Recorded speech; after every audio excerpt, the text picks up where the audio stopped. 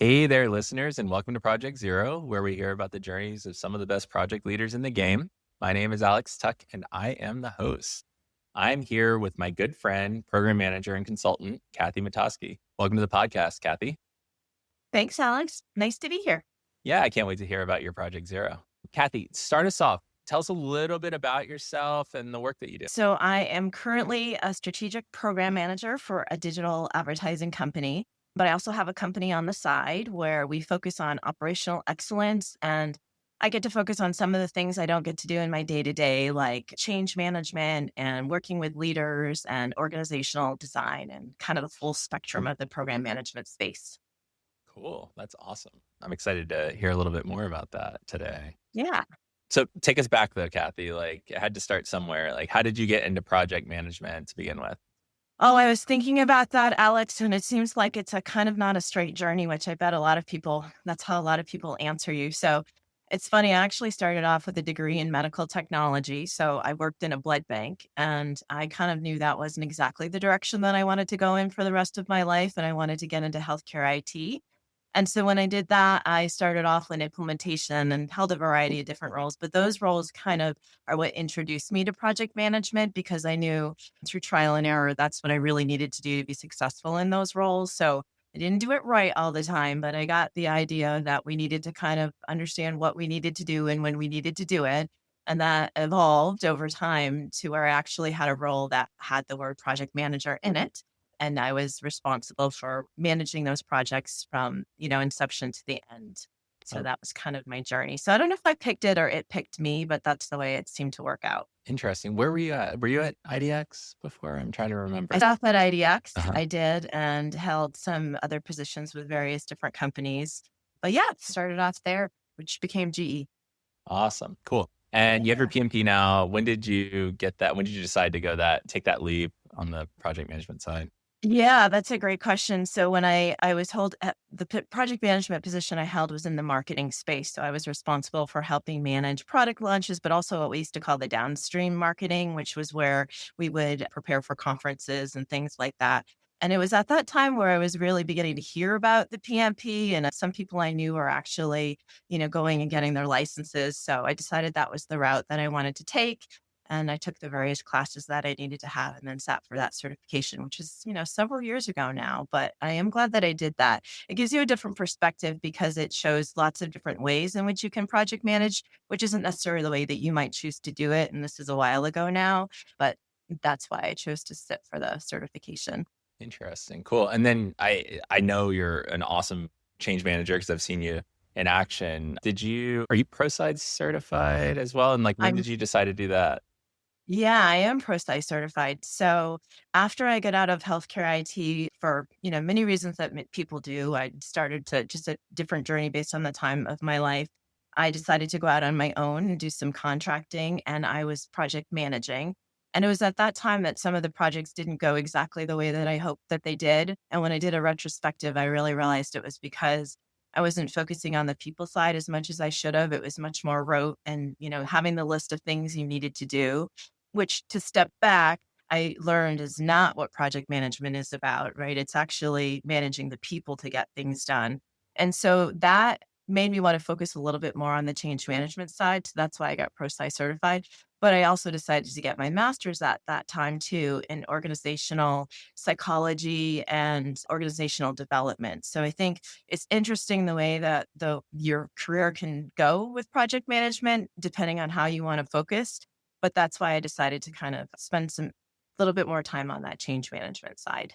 Cool. That's awesome. Yeah. Yeah. It's something that is underappreciated in the project management space for sure. Like Absolutely. everyone talks about change management and they almost talk about it transactionally, right? It's like, oh, make sure it gets out in the change log, right? But like, and I don't want to downplay like what the PMI talks about too with change management. They do talk about like the management of people and bringing people along, but I just think it's so underappreciated. And the fact that we need a separate ProSci certification versus change management being part of project management is sort of crazy to me. So Yeah, I totally agree with you. And I think in the last several years, with AI coming on, that everything is just moving so much faster. I would actually argue that every program manager or project manager needs to have that skill set. Because if you can't move your people along and really understand the impact that they're going through and how sometimes why your projects aren't moving along successfully, why you're seeing that resistance, it's really hard to get to the end point and make that project successful. So I couldn't agree with you more. And I think anyone that's interested in this profession should kind of look at both of those areas so that they can meld them into that one thing. for sure. I mean, even if folks don't do like the full pro side training and certification route, Yeah. I've just seen like project managers that do invest some time in the change management and the relationship management work. They just they do leaps and bounds over the other project managers that are very focused on like more of the technical execution of projects because you really need both, Right. right?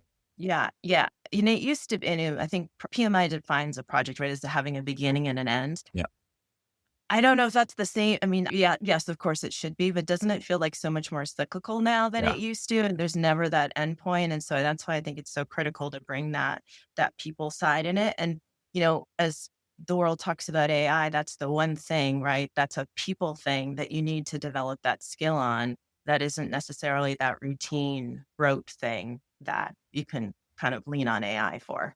yeah. It's really interesting. I mean, just like from a pure branding perspective, like with our company, it's really important to focus on a single thing. And so, like, we have focused on project management, but like the truth is, there's aside from like project management, program management, portfolio management, all of that stuff, there is just this like what you're describing the cyclical nature of things. And so, like, when you roll out and go live with a particular project, like a piece of software, then you have to operationalize it. But even within that operations piece, there's like mini projects, mini cycles along the way. And so Yeah. we've gotten a lot more involved on that side too, almost as like a secondary conversation just to make it less confusing because it is confusing right now how, it's all iterative now.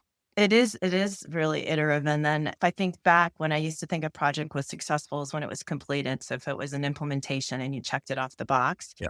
and now, I think we both know it's not that, it's actually adoption and using the system and being clear about what the success was and making sure that we're actually meeting the success, so I do think that's changed a lot in the last few years as people really realize that that's what makes a project successful, not completing it, but actually getting the benefit from the Oh, yeah. whatever project that might be. Love that. Love that. Yeah. Cool. That's a good segue. Would love to hear about your Project Zero. And so, just for the listeners, Project Zero is that first project where you figured out how to be a project manager. It may have been successful, it may not have been, right? But it's a place where you learned where something clicked and you figured out, oh, wow, like I was just like checking the boxes and now like I understand what it is to drive a project. So, tell us about what that was for you, Kathy. Yeah. I think the one that comes to mind is when I was in the product world and we were managing these large scale releases, product releases, and a lot of times they were released at a users conference. Hmm. So that particular project was one that I was leading, and that was the first one where I felt it was like Project Zero because we got everything done on time for the conference. And so we were able to, release the product, have those conversations, and it was checking off all the boxes, but we met a deadline. So that felt pretty successful to me. I would say, though, that I had projects after that where I didn't do that. And even though we were checking the boxes off, we didn't maybe do it quite the right way. And so then over time, I've had revelations and multiple project zeros. And as projects get more complicated, I think you also start figuring out the things that you need to do differently than what you did before. And I think we use the word agile in project management as a methodology. But for me, it's about really understanding that every project is different. You have to use a different approach. That's where the people side comes in, is understanding what that team is and what they need from you in order to make that project successful. So I think I've had multiple project zeros, but that's the first one that comes to mind. Interesting. And so, was there like a project management team? Like, did you have mentors there in that first engagement, or were you just like Googling and making stuff up? I was Googling and making stuff up. I used an Excel spreadsheet and we had, the dates written across the top. There was no Gantt charts, but I had a great team, which is so often what helps us makes us successful. And that was at the beginning of understanding that you really needed to track all those and trying to figure out how to get people to meet those deadlines that you is have imposed. Because we all know being a project manager doesn't mean you're actually have the teams reporting to you. So you have to figure out the best way to get things done with your knowledge and influence. Yeah, cool. Was there anything that sort of tripped you all up during that process that you sort of recovered from, or was it really one of those flawless projects? I don't think there is a flawless project. I think that that was a while ago now. There was definitely things I'm sure that tripped me up, like not meeting a deadline or having something complete that wasn't as expected. Or I remember one time, Alex, I was responsible for helping to get a project point put together. And at the time, it was a big, did I say project point? PowerPoint put together. And it was for the leaders. They were actually using that PowerPoint and we practiced it and we had it all down pat. And they went up to do the presentation and the automations didn't work. And they just were looking at us like, What didn't you practice this? Didn't you do that?" And we had. That's just life, right? Some things just fall apart in that moment. So that was then that same project. So it Oh my didn't god. go as planned, but we made it in the end. That's so fun. Yeah, when you have those hard and fast deadlines that you have to meet, if a conference is coming up and you're gonna release at the conference, like, I can't imagine being like HubSpot and having the in-town Right. conference and, like, you have, I don't know, whatever, 80,000 people showing up Yeah. and, like, having to release all these things. I can't imagine how many, like, all-nighters people are pulling before those conferences, so Yeah, yeah. And that's a great example of that's super different than doing a system implementation, right? Where you have deadlines because there's other contracts that are expiring, but it's just more public facing. So every project is so different with how you need to meet those deadlines. yeah, for sure. Well, cool. Awesome. That's a pretty fun Project Zero. I've heard Yeah. some disasters too. Like we've had, honestly, like mine was sort of a semi disaster because it was very political. It was the Health Connect, but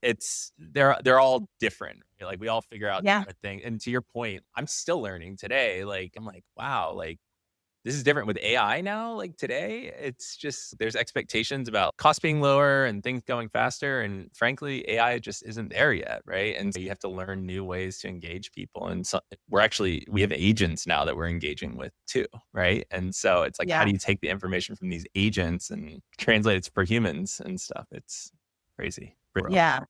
And because things are moving so fast now, I think, it's different than it was 10 years ago, right? To manage a project, there's Yep. a lot more expectations to get things done more quickly. And then as soon as you do, there's like another thing that has to be done. So I think you're always learning something new because the world is just also changing around you. But yeah, absolutely with AI, it's a pretty helpful tool, I think, for project managers, but there's also resistance to it too. So Yeah, so on the subject of AI, what do you think do you think it's gonna have a huge impact on project management over the next few years? Or, like, what are the big things that you see AI changing for project managers? yeah, I do. I mean, I see it now. I'm sure that we all as project managers use it to help us with our templates, our status reports, our communication, and the note takers we have that help so much better capture all those action items. So it's certainly a time saver there. But I also think I was sat in on a webinar a few weeks ago that actually ProSci gave, and it was talking about how AI is just so different than any other system implementation or because it used to be you would go into your workplace and that's where the change was happening or that's where the project was happening. Now we have AI and it's on our phones, it's with us, and we all have different exposure to it. So, because of that, we're all in different places with using it and accepting it and figuring out how it can actually be our partner. And that all leads to how I think it will impact project management because, talking about that change again, it's embracing how to use it and how to make it beneficial, not just for project management, but for the project that you're actually trying to implement. Yep. Yeah, it's so crazy. Like, yesterday, we were at the Vermont nonprofit or yeah, the Vermont Nonprofit Summit, and we hosted a session on it was a promptathon and session on AI, and we were blowing people's minds, like, with what was possible. And these are just Yeah. like, I mean, I would say, like, our maturity level is pretty high, but what we kept telling people is this looks magical to you, but it still makes so many mistakes too. So it's like really Yeah. important to figure out, when to bring a human in and like when it should replace a certain task and you can trust it and when it shouldn't replace a task and trust it. It's so interesting what's possible. So Yeah, it's fascinating. And I'm working on a current project and working with our learning and development leader. And we've talked a lot about, critical thinking, right? So you mhm, have to make sure that when you're implementing anything that has AI, you're not only teaching them the tool, but you're teaching them to be thoughtful about what you're putting into the tool and then thinking about being thoughtful about the outcome so yep, that you're actually using it to your point and making sure there's not mistakes that you're adding to it and not using it as I read this great book by Jeff Wood that I don't know if you follow him at all years ago, a couple of years ago, actually. And it really helped me to understand to use it as a partner and not a leader. And I think that's the biggest, takeaway for me was that you can't, it's don't trust it 100%, but use it as a partner to help you move forward with your tasks. interesting. I have not followed him, so I just added that to my search bar, and I'm gonna do that for sure. Yeah, Yeah. that's awesome. God, we could talk about AI all day, but would love to take it back to project management specifically. Like, I ask this to everyone, like what do you think the number one skill is that good project managers have, and why do you think that's the most important? I think the number one skill is active listening, like really listening and understanding what it is that people are trying to achieve. And along with that, maybe equally important is curiosity so that you're asking the right questions. So when you have those two skills, you're able to really understand what the project's deliverables, tasks, milestones, all of that needs to be so that you are taking what is complex and trying to make it as simple as possible for everybody and understanding how they need to receive that information and how they need to achieve their own success. So I think those two skills for me have proven to be important. That's awesome. Yeah. Yeah, I think those are great ones. Active listening, actually, I think that's the first time anyone's actually mentioned that skill, but Ah, it's so almost everyone defaults to communication, which is an easy answer, right? But the active listening, like that specific part of the communication cycle, like that's huge. That's so important. Yeah. Honestly, we don't listen to each other at all anyway. well, I mean, one of the things, if anyone was interested in pursuing this career, is I did take a couple courses in coaching. I decided not to get certified in it, but those are great ways to really understand what active listening really means and how, to your point, a lot of the times we are not actively listening. We're thinking about 10 other different things that we need to do. So when you recognize that, you can pull yourself back in to that phase of listening. So there's lots of things you can do, I think, as a PM to kind of hone those skills, and so that's one of those areas. For sure. Hosting a podcast is like one of the places where Or like another way to yeah, you exactly. cannot not pay attention because I could ask people questions, but like if I'm not actually asking them questions about the stuff they just talked about, it's very not interesting at all. And so like, Right. I've already felt myself just like really focusing, and then it makes me think like, oh wow, I don't do this when I'm on with my team, or even if I'm in like a sales call or something, I'm like zoning out or like messaging someone or doing something else, even though I should be like completely focused on that conversation. So Yeah, anyway, yeah, well, I think we all fall victim to that, yeah, that's for sure. yeah, we're all trying to achieve more with less time Yeah, and not doing anything yeah, well. So, yeah. what advice would you give? And this could be about, like getting into project management or just like general career advice, right? Like what advice would you give for folks that are earlier in their career that are trying to figure out like how to progress and how to move forward and how to think about the next 30 years of work? I think that there's so much out there for education now that there didn't used to be. It's so available with whether it's a podcast or a webinar or a course. I think those are some things you can do to really help give yourself that growth mindset and expand some of the learnings you have because sometimes it's hard. If you only know one way of doing things and you don't necessarily have mentors, you're going to do the best you can with that one way. So I would say expand your horizons as much as you can and try to surround yourself, have a mentor, pick a mentor if you can, even if it's not within in your own company or sphere. Like I've been so fortunate to have had great partners like yourself and wonderful managers, and I have a wonderful friend that's in the same space where you can just talk about this stuff, and then much like we just talked about with the podcast, it expands your horizons so you can learn new things, But I would also add, you can just do different things. You might be surprised what you can do with this career that you hadn't thought of before. Yeah. Yeah, that's great. What do you think are like common misconceptions that people have about project management that maybe you had earlier in your career or like maybe even people still have today? I think the biggest misconception is sometimes one, I don't need a project manager because I Mhm. can do this myself. And it's somebody who's also trying to do lots of different things at the same time. I think the other misconception is that it's really just a list of things that you need to do. And if you have that list and you're, clear on who needs to do it and that's all you really need to do project management. So again, why do I necessarily need that person? So I think understanding what it means to move tasks along and all of the follow-up and communications and discussions and things that need to happen.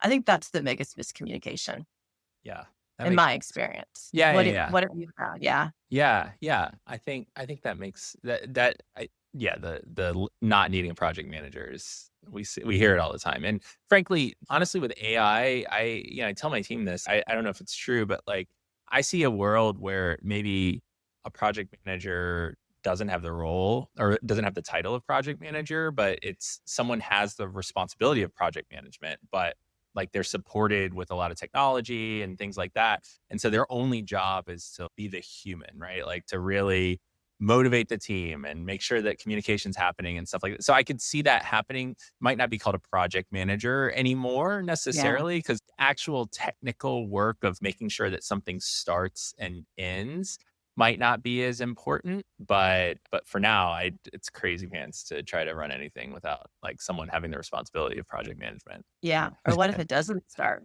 Or what Yeah. if it never ends? Yeah. That's exactly. Oh my god. It's all the gray area in between. It was funny. I was in a strategic planning session yesterday at that nonprofit conference, and we were talking about challenges at some of our nonprofits, and this person shared that she's like, "Well, we've been freshening up our strategic plan for the past 15 months, and we still have not completed it, and everyone's burnt out." And I'm like, "Oh my god, talk about something that needs to start and end. That needs to be as quick as possible."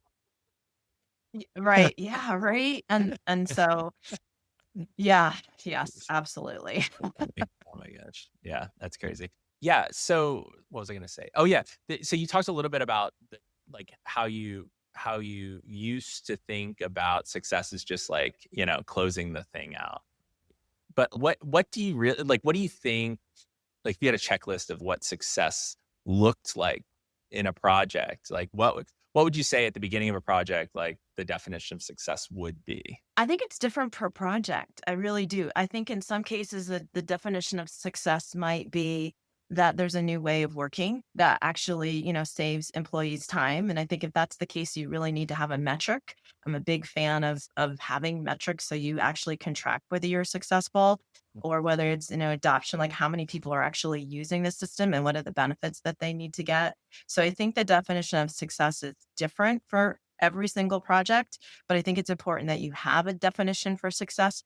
I take it a step further too.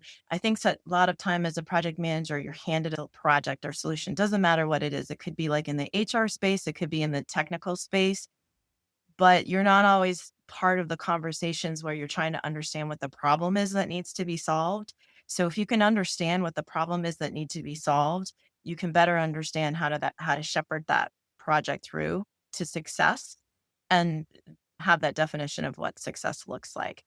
I'd also throw in and just many people have faced this before too, that just because you're in the middle of a project, it doesn't necessarily mean you have to keep going forward if you've decided it's not going to work and it's the wrong thing. I've seen that happen a lot too. You've committed, you're going forward, you're going to make it work, but months ago you knew that it wasn't the right decision. So Yeah. I think that can be a definition of success too, is saying we need to stop and reevaluate before we move forward. Yeah, I love that. I was talking with Jason Lorver yesterday over drinks, and he was talking about he's like, I just read Grit by Angela Duckworth, and now I'm on to Quit, which is I don't know if you wrote Quit, but so it's Yeah. basically like the two ends of the spectrum, right? Like where you just push through and get things done, and then there's this concept of actually just quitting can be like a good thing. And as a society, we sort of stigmatize it, right? And Yeah. so it's just interesting the point about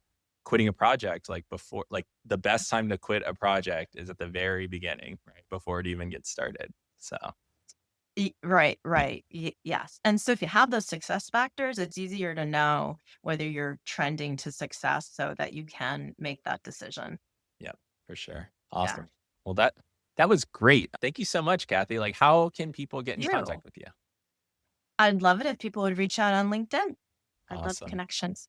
Cool. Well, thanks for sharing your insights and your stories, Kathy. It was really great. Such a fun conversation. Thanks, Alex. It was really fun to have a little retrospective with you. Much Yeah. appreciated. Cool. Awesome. All right. And thanks to all of you who have joined us today for Project Zero. Be sure to subscribe to Project Zero wherever you get your podcasts, and we will catch you next time with another great project leader story. Thanks again, Kathy.